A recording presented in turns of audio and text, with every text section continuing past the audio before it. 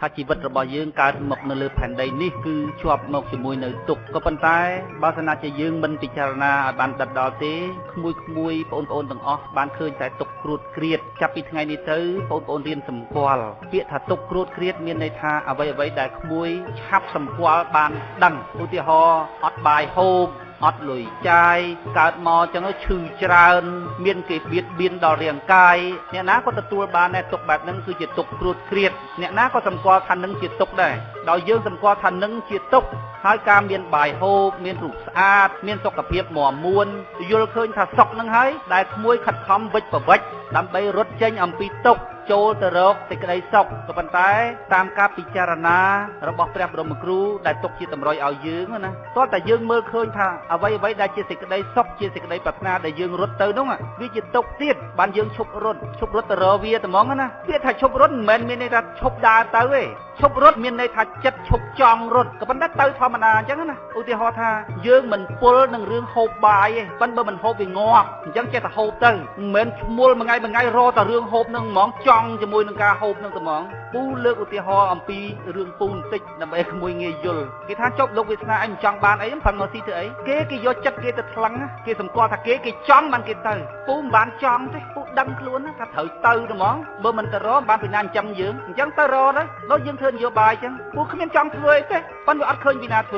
របៀបយើងវាអត់ឃើញដល់ពេលអញ្ចឹងមកធ្វើទៅដល់ពេលមកធ្វើគេថាបើមិនចង់បានស្លឹកឆ្នោតមកធ្វើទៅអីពូប្រើពាក្យថាមកទាំងទឹកភ្នែកណាអត់ចង់មកសោះពីព្រោះពូយល់ឃើញថាកិច្ចការប្រទេសជាតិវាធ្ងន់ណាស់សម្រាប់រកសេចក្តីសុខជូនប្រទេសជាតិនឹងវាធ្ងន់ណាស់ក្មួយសម័យខ្លួនឯងមើលបើគេឲ្យក្មួយធ្វើជានាយករដ្ឋមន្ត្រីតើវាធ្ងន់ប៉ុណ្ណាបើក្មួយចង់យកតំណែងហ្នឹងយកមកសបាយដើម្បីផលប្រយោជន៍ផ្ទាល់ខ្លួនអត់គិតដល់បញ្ហាប្រទេសជាតិទេអាណាងាប់ឯណាងាប់ទៅអញមិនដឹងទេអញដឹងតែថាបានមកខ្លួនអញអាហ្នឹងស្រួលទេប៉ុន្តែបើក្មួយចង់ជួយប្រទេសជាតិមែនតើធ្ងន់ណាស់ពូសប្ងៃអញ្ចឹងដែលពូនិយាយប្រាប់គេថាពូធ្វើនយោបាយមែនពូអត់មានចង់បានស្លឹកឆ្នោតអីទេពូចង់តែជួយប្រជាពលរដ្ឋដូចដុកទ័រមួយអញ្ចឹងណាគេថាបើឯងមិនចង់បានលុយឯងមកធ្វើដុកទ័រធ្វើអីគេអត់ដឹងគេឃើញថាដុកទ័រហ្នឹងយកលុយគេស្មានថាដុកទ័រហ្នឹងគាត់ចង់បានលុយការពិតគាត់គ្រាន់តែយកលុយហ្នឹងដើម្បីមកទ្រទ្រង់ជីវិតគាត់ដើម្បីមើលជំងឺតទៅទៀតណាគាត់ឃើញអីមុននឹងគាត់ចេញមកធ្វើដុកទ័រគាត់ឃើញដុកទ័រមុនហ្នឹងគិតតែពីរឿងលុយទេហ្មងវាយកលុយឲ្យបានវាមើលអ្នកជំងឺដល់ពេលអញ្ចឹងគាត់ពិបាកចិត្តពេកគាត់ទៅរៀនធ្វើដុកទ័រគេទៅដល់ពេលរៀនធ្វើដុកទ័រគេទៅពួកផ្សេងនឹកឃើញអូប្រហែលចង់បានលុយដូចគេការពិតទៅគាត់ចង់ជួយមនុស្សទេណាគាត់ចង់ជួយមនុស្សមុនជួយមនុស្សមុនបើបានលុយក្រោយហ្នឹងយើងអាចបកស្រាយថាមិនមែនចង់បានលុយទេគឺចង់ព្យាបាលជំងឺកុំអីអត់ទាំងយកលុយហ្នឹងផងប៉ុន្តែត្រូវការចិញ្ចឹមជីវិតដើម្បីយកជីវិតហ្នឹងជួយគេបន្តទៅទៀតដល់ពេលប្រសិទ្ធភាពការងារក្មួយហើយដាច់ពីគ្នាស្រឡះហ្មងអ្នកដែលគិតតែពីលុយហើយបានទៅមើលជំងឺនិងអ្នកដែលគិតតែពីព្យាបាលជំងឺហើយលុយចាំគិតក្រោយប្រសិទ្ធភាពការងារដាច់ពីគ្នាស្រឡះក្មួយយកទៅពិចារណាជីវិតគឺលំបាកណាក្មួយហើយក្មួយយល់ឃើញថាជីវិតវាស្រួលជីវិតវាសប្បាយមានផ្ទះមានវិឡាអីនៅបើក្មួយពិចារណាអត់ឃើញថាជីវិតជាទុក្ខទេជីវិតគឺជាបញ្ហាដែលត្រូវដោះស្រាយរហូតទេនឹងក្មួយប្រាថ្នាជីវិតទៀតហើយក្មួយរស់នៅដូចគេដូចឯងទាំងវងអញ្ចឹងគេថាមនុស្សយើងបើឈួតម្នាក់ឯងគេថាឈួតទៅណាដល់ពេលឈួតទាំងអស់គ្នាដឹងបានពីណាប្រាប់យើងថាឈួតបើកើតមកឃើញតែមានកូនមានប្រពន្ធមានប្តីមានប្រពន្ធមានប្តីមានប្រពន្ធការស៊ីបាយដេកតែអញ្ចឹងគ្រប់តែគ្នាអញ្ចឹងទៅដល់ពេលឈួតគ្រប់គ្នាអញ្ចឹងទៅមានពីណាប្រាប់យើងថាឈួតនេះច្រើនហើយណាដល់ឈួតនេះច្រើនអាអ្នកជាម្នាក់ឯងហ្នឹងទៅជាឈួតវិញពួកអ្នកឈួតហ្នឹងថានៅលើโลกហ្នឹងអារឿងមតិភាគច្រើនវាយមតិភាគតិចហ្នឹងហើយសម្គាល់ថាមតិភាគច្រើនឈ្នះមតិភាគច្រើនត្រឹមត្រូវហ្នឹងងាប់អ្នកប្រាជ្ញលើโลกមកកណោកាលីលេគាត់ថាផែនដីមានរាងមូលអ្នកផ្សេងតាំងពីអ្នកប្រាជ្ញបណ្ដៅសាសនាអីកពូលគេថាផែនដីមានរាងកប៉ែតពួកគេគ្នាច្រើនគេថាគេនេះច្រើនដល់ពេលទីបំផុតផែនដីមូលមែនឃើញទេខុសនឹងត្រូវវាអត់បែងចែកដោយសារគ្នាច្រើននេះតិចទេវាអត់បែងចែកដោយសាររឿងមានរឿងក្រទេវាអត់បែងចែករឿងចាស់រឿងក្មេងទេវាអត់បែងចែករឿងសញ្ញាបត្រធំតូចទេត្រូវទៅហ្មងខុសហ្មងនេះជាផ្នត់គំនិតដែលយើងត្រូវពិចារណាក៏ប៉ុន្តែឥឡូវនេះបើយើងធុញទ្រាន់នឹងជីវិតក៏មិនបានទៀតប្រពុតលោកថាធុញណាស់ម៉េចបើយើងជាប់អន្ទាក់ហើយងាប់ទៅកើតមកវិញងាប់ទៅមកវិញងាប់ទៅមកវិញទៅណាឥឡូវទៅណាចង់ស្លាប់ខ្លួនឲ្យចប់ក៏វាមិនចប់វាមកវិញដល់មកវិញប្រពុតលោកប្រងៀនយើងថាឲ្យសុបាយនឹងជីវិតហ្នឹងទៅឲ្យទទួលស្គាល់អំពីទុក្ខអំពីសុខដែលនៅក្នុងជីវិតហ្នឹងរស់នៅជាមួយវានឹងតែហ្មងអត់មានរត់ទៅណាទេព្រមទទួលស្គាល់អំពីជីវិតហ្នឹងតែហ្មងអត់រត់ទៅណាទេប្រពុតប្រងៀនយើងឲ្យសុបាយនៅនឹងហ្មងព្រះអនន្តដឹកដៃប្រពុតរត់រហូតទៅដល់កន្លែងនេះទេគេថ្មេះតេះឌីលទៅគេថាដើរទៅសុំទានគេលោកសង្ឃអស់ហ្នឹងគ្មានរកស៊ីអីទេអូយព្រះអង្គឲ្យព្រះអង្គទៅខាងនោះទៀតទៅប្រពុតលោកប្រាប់ថាចុះបើទៅខាងនោះគេថាទៀតទៅមិនទៅរត់ទៅណា មនុស្សយើងសពថ្ងៃហ្នឹងអញ្ចឹងបើមានពួកម៉ាក់ឆ្លោះគ្នាតាំងពួកម៉ាក់គ្នាឯងហ្នឹងហើយបានឆ្លោះគ្នាពីព្រោះវាស្គាល់គ្នាវាអាចតែឆ្លោះមួយអានេះអត់ស្គាល់អីបើអ្នកអត់ស្គាល់គ្នាមិនដែរជួបមុខគ្នាបានអីត្រូវឆ្លោះវាឆ្លោះតែអានេះស្គាល់គ្នាហ្នឹងណាអូយអានឹងពិបាកអញចង់ជប់រាប់អានទៅរាប់អានអាមួយទៀតទៅស្គាល់អាមួយទៀតឆ្លោះមួយនឹងទៀតអញ្ចឹងត្រូវព្រមរស់នៅជាមួយនឹងជីវិតហ្នឹងតែហ្មងមានមនុស្សល្អមនុស្សអាក្រក់នៅជុំគ្នាហ្មងបញ្ហាជីវិតឥឡូវនិយាយដល់ការដោះស្រាយបញ្ហាជីវិតមិញយើងនិយាយសង្ខេបអំពីបញ្ហាជីវិតឥឡូវយើងដោះស្រាយអំពីជីវិតរបស់យើងតែយើងមានហើយតែយើងត្រូវដោះស្រាយមិនមួយមកដល់ត្រង់ចំណុចនេះពូមិនទាន់ចង់ចាប់អារម្មណ៍ទេពូចង់ធ្វើតេស្តក្មួយៗទាំងអស់គ្នាអំពីការយល់ដឹងរបស់ក្មួយទៅលើការដឹកនាំប្រទេសបែបប្រជាធិបតេយ្យពីព្រោះមានមនុស្សច្រើនហើយគេបានអួតថាគេបានបង្រៀនប្រជាពលរដ្ឋខ្មែរនឹងច្រើនហើយអំពីលទ្ធិប្រជាធិបតេយ្យហ្នឹងអ្នកខ្លះគេថាបង្រៀន5ឆ្នាំ6ឆ្នាំហើយខ្មែរយើងចេះអស់ហើយអញ្ចឹងបានជាពូចង់សួរក្មួយៗមើលថាតើលំនាំនៃការដឹកនាំប្រទេសតាមរបៀបប្រជាធិបតេយ្យដែលគេបង្រៀនក្មួយៗនោះក្មួយៗចេះរបៀបម៉េចទៅពីព្រោះថាសប្តាហ៍ថ្ងៃនេះប្រទេសយើងកាន់របបប្រជាធិបតេយ្យទៅហើយតើក្មួយយល់ដឹងអំពីប្រជាធិបតេយ្យដែរឬទេតាមទស្សនៈរបស់ពូណាប្រជាធិបតេយ្យមិនមែនគេធ្វើឲ្យយើងទេក្មួយដូចយើងទៅរៀនសូត្រចឹងក្មួយអត់មានពីណាទៅរៀនឲ្យក្មួយចេះទេតោះក្មួយរៀនខ្លួនឯងបើក្មួយជួលគេប្រឡងក្មួយបានមែនសញ្ញាបត្រប៉ុន្តែចំណេះគេយកបាត់ហើយណាហូបបាយបើតាណាជាក្មួយមិនហូបខ្លួនឯងក្មួយជួលគេហូបគេឆ្អែតណាប្រជាធិបតេយ្យក៏ដូចគ្នាដែរបើក្មួយគិតតែរវល់ដេនៅក្នុងរោងចក្រឲ្យគេធ្វើឲ្យប្រជាធិបតេយ្យនោះអត់ដោះឯនៅស្រុកខ្មែរហ្នឹងអត់ដោះជាដាច់ខាតពីព្រោះប្រជាធិបតេយ្យហ្នឹងវាតតែប្រជាពលរដ្ឋមួយហ្នឹងជ្រាបនៅមនោគមប្រជាធិបតេយ្យហ្នឹងចូលទៅក្នុងចិត្តឲ្យចុះបើក្មួយអោនតាដេរហូតហ្នឹងប្រទេសយើងមិនទៅកើតប្រជាធិបតេយ្យបានទៅវាតតែពលរដ្ឋមួយនៅក្នុងប្រទេសហ្នឹងជ្រាបនៅមនោគមប្រជាធិបតេយ្យហ្នឹងចូលទៅក្នុងចិត្តបានគុំគ្នាឡើងរវាងប្រជាពលរដ្ឋដែលរស់នៅក្នុងប្រទេសហ្នឹងទាំងអស់គ្នាទៅបានស្រុកហ្នឹងកើតទៅជាស្រុកប្រជាធិបតេយ្យកើតហើយចុះបើក្មួយមិនដែរយកចិត្តទុកដាក់អំពីការបញ្ជ្រាបមុននឹងចូលដល់ការបញ្ជ្រាបណាបើក្មួយមិនយកចិត្តទុកដាក់អំពីការយល់ដឹងពីប្រជាធិបតេយ្យនឹងផងមិនជ្រាបចូលទៅក្នុងចិត្តកើតមុននឹងជ្រាបចូលទៅក្នុងចិត្តក្មួយត្រូវយល់សិនយល់នឹងក្បាលណាយល់យូរទៅបានជ្រាបចូលទៅក្នុងចិត្តតោះតែជ្រាបចូលទៅក្នុងចិត្តបានក្មួយម្នាក់ហ្នឹងដោះប្រជាធិបតេយ្យនៅក្នុងចិត្តពេលណាដោះប្រជាធិបតេយ្យនៅក្នុងចិត្តម្នាក់ហើយបានគុំគ្នាទៅប្រជាពលរដ្ឋនៃប្រទេសហ្នឹងខ្លាយទៅជាប្រជាពលរដ្ឋដែលដឹកនាំតាមរបៀបប្រជាធិបតេយ្យកើតអញ្ចឹងមុននឹងឈានចូលដល់ការបកស្រាយអំពីប្រជាធិបតេយ្យពូចង់ដាក់វេទិកានេះជូនទៅពួកក្មួយធ្វើការចាប់អារម្មណ៍របស់ក្មួយទៅលើរបៀបនៃការដឹកនាំប្រទេសបែបប្រជាធិបតេយ្យតើក្មួយយល់ដឹងយ៉ាងម៉េចខ្លះហើយបើក្មួយអត់យល់ដឹងទេប្រជាធិបតេយ្យអត់អាចដោះបានទេនៅក្នុងស្រុកខ្មែរជារបបមួយណាក្មួយដែលកំពុងតែពេញនិយមហើយបានផលប្រយោជន៍មកប្រជាពលរដ្ឋបានផលប្រយោជន៍មកវណ្ណៈដែលត្រូវបានគេជិះជាន់គេយូរមកហើយហ្នឹងយូរមកហើយគេមានវណ្ណៈដឹកនាំនិងវណ្ណៈត្រូវបានគេដឹកនាំដល់របបប្រជាធិបតេយ្យហ៊ាចូលក្នុងស្រុកណាមួយគឺស្រុកហ្នឹងបានប្រយោជន៍ទៅក្រុមអ្នកដែលត្រូវបានគេដឹកនាំហ្នឹងកាលពីមានអ្នកដឹកនាំនិងមានអ្នកត្រូវបានគេដឹកនាំប្រយោជន៍បានទៅក្រុមអ្នកដឹកនាំដល់ពេលក្នុងសង្គមនឹងរើបំរាស់ហ្មងរើបំរាស់មិនព្រមពីព្រោះដោយផ្អែកទៅលើថាប្រជាពលរដ្ឋដែលកើតនៅលើទឹកដីហ្នឹងគាត់ធ្វើជាម្ចាស់ប្រទេសគាត់ធ្វើជាម្ចាស់ប្រទេសនឹងដោយស្វ័យប្រវត្តិគាត់ចង់បានផលប្រយោជន៍អំពីប្រទេសរបស់គាត់តែដូនតាគាត់មកចាប់ទឹកដីនឹងយ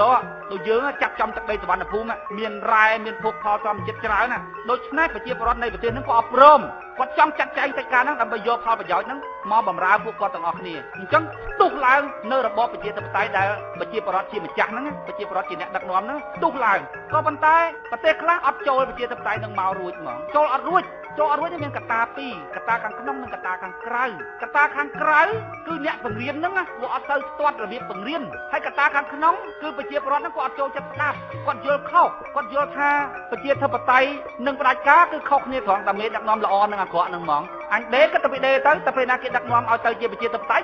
យតែហ្មងស្រុកហ្នឹងទៅជាប្រជាធិបតេយ្យហ្មងវាអត់ទៅរួចហើយអ្នកបង្រៀនហ្នឹងក៏បង្រៀនខុសទៅទៀតអាហ្នឹងកត្តាខាងក្រៅអញ្ចឹងបានមកដល់ត្រង់ចំណុចនេះពូចង់សួរក្មួយឲ្យក្មួយបញ្ចេញទស្សនៈរបស់ក្មួយអំពីរបៀបនៃការដឹកនាំតាមរបៀបប្រជាធិបតេយ្យហ្នឹងតើក្មួយយល់យ៉ាងម៉េចក្មួយចាប់ផ្ដើមសូមអរគុណបាទសូមអរគុណលោកវិក្កាមិនហើយជាកិច្ចបន្តខ្ញុំបានសូមអញ្ជើញបងប្អូនឡើងមានទស្សនៈតាក់ទងនឹងប្រជាធិបតេយ្យសូមឲ្យបងប្អូនឲ្យនិយមមកប្រជាធិបតេយ្យយ៉ាងម៉េចព្រោះសង្គមស៊ីវិលមួយចំនួនគេថាស្រុកខ្មែរយើងបានពីប្រជាធិបតេយ្យច្រើនហើយ 4-5 ឆ្នាំដោយប្រធានអង្គការសិទ្ធិមនុស្សមុនអញ្ចឹងគាត់ថាគាត់បរៀនច្រើនហើយថាប្រជាពលរដ្ឋខ្មែរយើងចេះអស់ហើយប្រជាធិបតេយ្យតែអញ្ចឹងលោកវិក្កាមិនក៏ចង់សាកល្បងមើលថាតើបងប្អូនបានយល់ដឹងអីខ្លះពីប្រជាធិបតេយ្យហ្នឹងឥឡូវសូមអញ្ជើញខ្ញុំដែរបានចេះផងមិនដឹងថាប្រជាធិបតេយ្យនេះយ៉ាងម៉េចផងអត់យល់បើស្គាល់តាំងពីដើមមកអញ្ចឹងបានន័យថាអត់ដែរយល់ទេរឿងប្រជាធិបតេយ្យហ្នឹងហើយចុះគិតយ៉ាងម៉េចចំពោះពាក្យដែលគេនិយាយថាសប្តាហ៍ហ្នឹងប្រជាពលរដ្ឋយើងចេះអស់ហើយរឿងប្រជាធិបតេយ្យហ្នឹងតើទស្សនៈហ្នឹងវាត្រឹមត្រូវអត់ខ្ញុំថាអត់ត្រឹមត្រូវគេនិយាយគ្រប់គ្នាថា ប្រជាពលរដ្ឋយើងរាល់ថ្ងៃចេះដឹងអស់ហើយអំពីប្រជាធិបតេយ្យហ្នឹងមិនបាច់បង្រៀនទៀតទេអាណាក៏គេចេះដែរជ្រាបអស់អាលីងហើយហើយសួរថាទស្សនៈហ្នឹងត្រឹមត្រូវអត់ ខ្ញុំថាអត់ព្រោះអីខ្ញុំអត់យល់ផងហើយខ្ញុំមិនដែលឮសូរអ្នកនិយាយនឹងបង្រៀនខ្ញុំផង មួយផ្សេងទៀតមួយយល់យ៉ាងម៉េចពីប្រជាធិបតេយ្យ ចាសម្រាប់ខ្ញុំមិនដឹងថាប្រជាធិបតេយ្យនៅកន្លែងណាព្រោះថាជាធិបតេយ្យគេនិយាយនៅត្រឹមតាមរយតាមអីតែទាំងវើពិតជាក់ស្ដែងមកលើប្រជាពលរដ្ឋឬមួយក៏ពួកខ្ញុំជាកម្មករផ្ទាល់នេះក៏មិនដឹងថាយ៉ាងម៉េចជាប្រជាធិបតេយ្យដឹងថាគេប្រើស្អីគឺធ្វើហ្នឹងដល់ពេលប្រើអ្វីយើងគិតថាខ្ញុំធ្វើអញ្ចឹងទៅត្រឹមត្រូវគេថាមិនមែនត្រឹមត្រូវទេគេមកពីលើគេជាធ្វើអញ្ចឹងអត់មិនត្រូវខ្ញុំគិតថាត្រូវជាគំនិតរបស់ខ្លួនឯងប៉ុន្តែគេថាគេមិនត្រូវទេសម្រាប់ថ្នាក់ដឹកនាំខាងលើគេថាមិនត្រូវទេធ្វើអញ្ចឹងមិនត្រូវ ប្រជាធិបតេយ្យវាអត់មានតាក់ទងជាមួយនឹងការត្រឹមត្រូវឬមិនត្រឹមត្រូវទេអារឿងត្រឹមត្រូវឬមិនត្រឹមត្រូវនេះទៅជែកគ្នារឿងត្រឹមត្រូវឬមិនត្រឹមត្រូវខ្ញុំធ្វើអញ្ចឹងត្រូវអត់តើខ្ញុំមានសិទ្ធិធ្វើអញ្ចឹងឬអត់ឥឡូវសិទ្ធិឲ្យខ្ញុំធ្វើអញ្ចឹងហើយឥឡូវខ្ញុំធ្វើមិនបានវាត្រឹមត្រូវឬមិនត្រឹមត្រូវវាអត់មានតាក់ទងមួយប្រជាធិបតេយ្យប្រជាធិបតេយ្យជាបែបផែននៃការគ្រប់គ្រងប្រទេសគ្រប់គ្រងសហគមន៍ក៏ដោយគ្រប់គ្រងគណៈបកក៏ដោយសមាជិកគណៈបកដោយប្រជាពលរដ្ឋដោយអ្នកដែលចូលរួមទាំងអស់ហ្នឹងជារបៀបបែបផែននៃការគ្រប់គ្រងប្រទេសគ្រប់គ្រងសមាគមគ្រប់គ្រងគណៈបកដោយអ្នកចូលរួមវាអត់តាក់ទងជាមួយភាពត្រឹមត្រូវទេពូសើងថាសឹងទាំងអស់គ្នានៅកន្លែងនេះអត់យល់ពីវិជាធិបតេយ្យទេពូយល់ថាអត់យល់តែហ្មងស្រស់មិញគាត់ប្រើពាក្យថាបើសិនជាមេដឹកនាំមិនរកឲ្យយើងរកខ្លួនឯងទៅអត់មាននរណារកឲ្យបានបើទោះបីជាមេដឹកនាំមិនចង់រកឲ្យក៏រកបានទៅយើងដើម្បីចេះនៅក្នុងខ្លួនយើងតើមេដឹកនាំណាទៅចេះដើម្បីយើងបានវាអត់ប្រជាធិបតេយ្យក៏ដូចគ្នាបើប្រជាពលរដ្ឋគាត់មិនជ្រាបចូលក្នុងបេះដូងនៃខ្លួនគាត់ទេស្រុកហ្នឹងអត់អាចប្រជាធិបតេយ្យបានទេពីព្រោះប្រជាធិបតេយ្យជាប្រព័ន្ធនៃការដឹកនាំរដ្ឋមួយដោយប្រជាពលរដ្ឋតើប្រជាពលរដ្ឋគាត់យល់ដឹងអំពីរបៀបនៃការដឹកនាំហ្នឹងឲ្យខ្លួនឯងហ្មងគាត់ចេះដឹងហ្មងតែពេលណាគាត់ជ្រាបចូលក្នុងខ្លួនគាត់ចេះដឹងគាត់ដឹងពីប្រយោជន៍ហ្មងគាត់ដឹងពីប្រយោជន៍គាត់ងើបតែធ្វើហ្មងបើមេដឹកនាំហ្នឹងពិតជាចង់ជួយប្រជាពលរដ្ឋមែនគាត់ត្រូវជួយបង្រៀនឲ្យប្រជាពលរដ្ឋហ្នឹងយល់ដឹងគាត់មិនអាចទៅធ្វើប្រជាធិបតេយ្យតែម្នាក់ឯងរួចឈុតជូនប្រជាពលរដ្ឋអត់បានត្រង់ចំណុចហ្នឹងដែលក្មួយត្រូវពិចារណាថាបើអញគិតតែពីដេអញមិនខ្វល់អីទាំងអស់អំពីរបៀបនៃការដឹកនាំរដ្ឋដោយប្រជាពលរដ្ឋគឺប្រជាធិបតេយ្យហ្នឹងតើប្រជាធិបតេយ្យហ្នឹងវាអាចដោះនៅក្នុងស្រុកអញដែរឬទេអញ្ចឹងបានថាការគិតរបស់ដូនតាយើងពីអតីតកាលវាជះឥទ្ធិពលមកដល់យើងសប្តាហ៍ថ្ងៃហ្នឹងជីវិតរបស់យើងសប្តាហ៍ថ្ងៃហ្នឹងគឺដោយសារការគិតរបស់ដូនតាយើងពីជំនាន់មុនឥឡូវនេះការគិតរបស់យើងនៅថ្ងៃនេះណាវាតាក់ទងនឹងជីវិតរស់នៅប្រចាំថ្ងៃរបស់យើងផងតាក់ទងនឹងជីវិតរបស់កូនចៅយើងចំនួនក្រោយផងការគិតរបស់យើងនៅថ្ងៃនេះវាកំណត់ជោគវាសនារបស់យើងផងវាកំណត់ជោគវាសនានៃពលរដ្ឋចំនួនក្រោយផងប្រទេសគេដែលជឿនលឿនគឺដូនតាគេគិតត្រូវតាំងពីចំនួនមុនអញ្ចឹងបានពូដាក់សំណួរថាបើមិនចាប់ផ្ដើមនៅថ្ងៃនេះទេតើត្រូវចាប់ផ្ដើមនៅថ្ងៃណាឲ្យតែយើងចាប់ផ្ដើមធ្វើគេថាលឿនណាស់មិនគួរធ្វើនៅពេលហ្នឹងទេលោកវាសនាឯងហ្នឹងចេញពីគណៈបកសំទីមកលឿនពេកបើតាណាជានៅនងឲ្យបានយូរបន្តិចទៅពូដឹងថាកន្លែងណាយូរកន្លែងណាឆាប់ផងពូថាយឺតបន្តិចផងបើចាប់ផ្ដើមពីយូរមកហើយល្អប៉ុន្តែពូក៏អត់ដឹងដែរនៅពេលហ្នឹងមួយទៀតពូដាក់សំណួរថាបើយើងទាំងអស់គ្នាមិនងើបធ្វើតើពីណាទៅអ្នកងើបធ្វើរឿងហ្នឹងចាំប្របាទធម្មឹកដឹងធម្មឹកមកពីណាកូនពីណាគេកើតមកធម្មឹកកូនពីណាគេនៅក្នុងប្រទេសហ្នឹងកើតមកធម្មឹកមុខខុសយើងយ៉ាងម៉េចឬក៏មុខដូចតែយើងកើតមកពីមនុស្សដូចតែគ្នាបើកើតមកពីមនុស្សដូចគ្នាមុខតែមានក្នុងចំណោមពួកយើងហ្នឹងហើយបើយើងមិនចាប់ផ្ដើមដឹងពីណាចាប់ផ្ដើមទេហើយចុះបើពលរដ្ឋនៃប្រទេសហ្នឹងមិនចូលរួមគ្នាដើម្បីកសាងប្រទេសរបស់ខ្លួនតើពលរដ្ឋនៃប្រទេសគេដាក់រឿងរបស់គេចោលរួចមកជួយប្រទេសយើងកើតដែរអត់បើគេរវល់រឿងរបស់គេដែរបើទោះបីជាគេមកជួយយើងក៏គេគិតប្រយោជន៍ខ្លួនគេដែរហើយចុះបើយើងនេះមិនព្រមចូលរួមគ្នាដើម្បីធ្វើដើម្បីប្រយោជន៍ប្រទេសយើងតើពីណាមកធ្វើហើយពូសួរមួយទៀតថាបើមិនជួយតាមរបៀបហ្នឹងតែជួយតាមរបៀបម៉េចជួយតាមរបៀបបញ្យលប្រជាពលរដ្ឋឲ្យយល់នេះឲ្យយល់ហើយឲ្យគាត់ទៅធ្វើខ្លួនឯងនេះអ្នកខ្លះគេថាលោកវាសនាឯងមានមួយខែពី 2000 ដែរបើជីកដងទឹកជីកអីគាត់ដើរជាងបើទៅរកជីកបន្លាយជីកអីគាត់ដើរជាងមកបញ្យលធ្វើអីពូយល់ថាអញ្ចឹងពូយល់ថាជួយប្រជាពលរដ្ឋខ្មែរគឺជួយផ្ដល់ការយល់មុនគេប្រពន្ធលោកថាបញ្ញាមុនគេអ្នកខ្លះទៀតគេនិយាយថាបងប្អូនខ្ញុំនិយាយទាំងអស់ហ្នឹងបងប្អូនយល់តែពិចារណាហើយបងប្អូនពេលពិចារណាបងប្អូនប្រើបញ្ញាពិចារណាផងប្រើបញ្ញាលុះត្រាតែវាមានបញ្ញាដូចថាប្រើឡានវាតើតែមានឡានវាអត់មានឡានផងពិចារណាប្រកបជាមួយបញ្ញាលុះត្រាតែមានបញ្ញាចុះវាអត់មានបញ្ញាផងអញ្ចឹងបានប្រពន្ធលោកប្រាប់ថាមុនដំបូងគេផ្ដល់បញ្ញាឲ្យសិនបញ្ញាជាមូលដ្ឋានក្នុងការគិតឲ្យប្រជាពលរដ្ឋសិនដល់ថ្ងៃក្រោយគាត់ប៉ះរឿងអីបានគាត់យកបញ្ញារបស់គាត់មកពិចារណាហើយចុះមិនទាន់មានបញ្ញាផង ហើយចេះតែថាបងប្អូនពិចារណាមើលបងប្អូនពិចារណាមើលពិចារណាស្អីតែពិចារណាត្រូវយកបញ្ញាមកបំភ្លឺពូអត់មានបញ្ញាបំភ្លឺផងអញ្ចឹងបានពូគិតថាដំបងដៃបំផុតគឺត្រូវដល់បញ្ញាឲ្យប្រជាពលរដ្ឋត្រង់ហ្នឹងដែលពូចេះតែសួរក្មួយអំពីការយល់ដឹងអំពីប្រជាធិបតេយ្យពីព្រោះតាមការរៀនសូត្ររបស់ពូបើសិនណាជាក្មួយមិនយល់ដឹងប្រជាធិបតេយ្យទេប្រជាធិបតេយ្យហ្នឹងអត់ដោះទេនៅក្នុងស្រុកខ្មែរពីព្រោះវាអត់មានមេដឹកនាំណាអាចជួយឲ្យប្រទេសទៅជាប្រជាធិបតេយ្យដោយប្រាជ្ញាការពន្យល់ប្រជាពលរដ្ឋឲ្យយល់ពីប្រជាធិបតេយ្យទេបើសិនណាជាគាត់ចង់ឲ្យប្រទេសហ្នឹងទៅជាប្រជាធិបតេយ្យគាត់ត្រូវតែពន្យល់ប្រជាពលរដ្ឋឲ្យយល់ប្រជាធិបតេយ្យហើយឲ្យគាត់ជ្រាបនៅរបៀបនៃការដឹកនាំបែបប្រជាធិបតេយ្យទៅក្នុងចិត្តគាត់ទៀតអញ្ចឹងបានត្រូវឆ្លងកាត់រយៈពេលមួយដ៏ត្រឹមត្រូវមិនអាចបខំទេឧទាហរណ៍ថាកូន9ខែ10ថ្ងៃបានវាកើតរយៈពេលវាបើស្នាជាយើងឃើញ5ខែឲ្យវាកើតវាអត់កើតទេត្រូវការពេលវេលាមួយដ៏គ្រប់គ្រាន់ដើម្បីឲ្យប្រជាពលរដ្ឋយើងបានយល់ដឹងអំពីប្រជាធិបតេយ្យហ្នឹងទី2ត្រូវមានការយល់ដឹងច្បាស់លាស់ទើបអាចដាក់ប្រជាធិបតេយ្យក្នុងស្រុកខ្មែរបានយល់ដឹងណាយល់ដឹងថាម៉េចយល់ដឹងអំពីកម្រិតយល់ដឹងរបស់ប្រជាពលរដ្ឋយល់ដឹងអំពីផ្នត់គំនិតរបស់ប្រជាពលរដ្ឋគាត់ថាគាត់មិនចង់ស្ដាប់រយោគាត់មិនចង់រៀនសូត្រត្រូវយល់ពីគាត់យល់ដឹងអំពីអតីតកាលរបស់គាត់ថាហេតុអីបានគាត់ទៅជាអញ្ចឹងម៉ែឪគាត់បដៅគាត់ថាម៉េចសង្គមបដៅគាត់ថាម៉េចហើយម៉ែឪនឹងទៀតតើគាត់ជួបបទពិសោធន៍អីខ្លះបានគាត់ផ្ដល់ឲ្យកូនចៅអញ្ចឹងសង្គមគាត់ផ្ដល់ឲ្យគាត់ស្អីខ្លះបានជាគាត់ទៅជាអញ្ចឹងយល់ដឹងទៀតយល់ដឹងថាមេដឹកនាំប្រទេសខ្មែរតាំងពីអតីតកាលរហូតដល់សប្តាហ៍ថ្ងៃហ្នឹងធ្វើមិនខ្លះចំពោះជនជាតិខ្លួនឯងហ្នឹងបានប្រជាពលរដ្ឋហ្នឹងវាខ្លាយទៅជាអញ្ចឹងដល់តែយល់ដឹងសពលោកអស់ទៅណាយល់ដឹងតាំងពីហេតុអីបានជាមេដឹកនាំហ្នឹងគាត់ទៅជាចង់បានផលប្រយោជន៍ផ្ទាល់ខ្លួនជាផលប្រយោជន៍ឲ្យទៅប្រជាពលរដ្ឋហេតុអីបានគាត់ទៅជាអញ្ចឹងយល់ដឹងចុងក្រោយបំផុតកើតសេចក្តីសន្តោសនឹកឃើញថាអោលោកឲ្យប្រពុតលោកប្រាប់ថា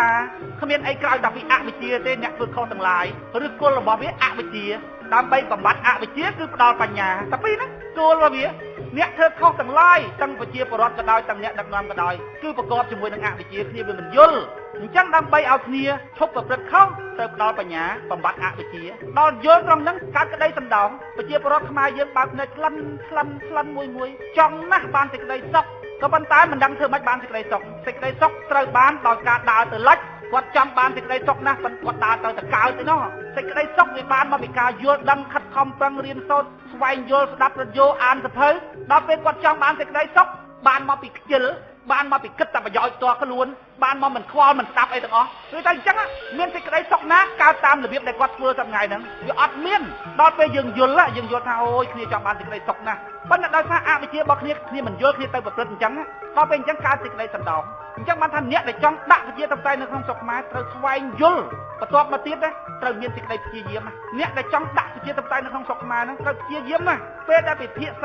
អំពីការជួយប្រទេសជាតិសូមដាក់ប្រយោជន៍ផ្ទាល់ខ្លួននៅម្ដុំតែហ្មងកុំខ្វល់ហ្មងកុំគិតតែហ្មងទាញกระดาษទាញបិចយកមកគូយកមកគិតយកមករៀបចំផែនការដើម្បីជួយជាតិកុំគិតពីបញ្ហាខ្លួនឯងហ្មងកុំគិតឲ្យសោះហ្មងតាំងពីថាបើយើងនិយាយអញ្ចឹងទៅបវរគេឌីលយើងថាយើងនិយាយខុសពុទ្ធិកាយើងនិយាយអញ្ចឹងទៅបវរគេស្អប់យើងថាប្រជាពលរដ្ឋល្ងងទៅបវរគេខឹងយើងថាទុកអាយើងនឹងម្ដុំហ្មងកុំគិតពីរឿងយើងឲ្យសោះក្នុងស្ថានភាពសពថ្ងៃដូចប្រទេសយើងអញ្ចឹងឡានវាធ្លាក់ជ្រោះបើឡានស្រុកគេនៅលើផ្លូវហ្នឹងលើផ្លូវគេធាក់បន្តិចៗវាទៅមុខឡានយើងធ្លាក់ជ្រោះលោកដៃមិនស្រួលកាន់តែទៅជ្រោះទៅទៀតដល់ពេលអញ្ចឹងវាទាល់តែមានសេចក្តីព្យាយាមហើយមានការយល់ដឹងមានសេចក្តីអធ្យាស្រ័យនៅក្នុងការជួយប្រជាពលរដ្ឋខ្មែរបានជួយរួចប្រជាពលរដ្ឋខ្មែរខ្ញុំប្រើពាក្យសង្ឃថាល្មើគុណណាអត់ដឹងខុសដឹងត្រូវផងហ្នឹងយើងចង់ជួយគាត់បោចរួមយើងដូចកញ្ញោកមាសអញ្ចឹងយើងឃើញគាត់អត់ទៅទម្លាក់រួមមួយឲ្យគាត់ទៅមួយខែពីរខែទៅទម្លាក់រួមមួយឲ្យគាត់ទៅដល់ពេលគាត់ឃើញកញ្ញោកមានរួមមាសវាទម្លាក់អញមួយគាត់មានចាក់បោចវាតែហ្មងទៅឃើញទេគាត់ដឹងគុណដឹងស្រ័យអញ្ចឹងពេលណាយើងចុះទៅបញ្យល់គាត់អីគាត់ថាបើតាណាទីឲ្យចហ៊ុយជិះឡានជិះម៉ូតូមកស្ដាប់ទៀតលុយហើយបើមកហ្នឹងបានអំណោយទៀតលុយបើតាណាទីនិយាយអញ្ចឹងហើយឲ្យរត់យោទៀតស្រួលហ្មងណាគឺទៅអញ្ចឹងហើយសួរថាបើតាណាទីយើងគ្មានការយល់ដឹងតែហេតុអីបានគាត់ទៅជាអញ្ចឹងអត់មានសេចក្តីសន្តោសទេអត់មានសេចក្តីសន្តោសអត់មានសេចក្តីព្យាយាមកើតឡើងក្នុងចិត្តយើងអត់មានសេចក្តីព្យាយាមជួយប្រជាពលរដ្ឋយើងមិនបានត្រង់ចំណុចហ្នឹងបានពូចេះតែចាប់ដើមទាញប្រជាពលរដ្ឋខ្មែរឲ្យមកយល់ត្រូវដោយពូយល់ឃើញថាបើមិនជួយប្រជាពលរដ្ឋខ្មែរតាមរបៀបឲ្យប្រជាពលរដ្ឋមានការយល់ដឹងទេអត់ជួយប្រទេសរួចទេពូដឹងគោលដៅចុងក្រោយរបស់យើង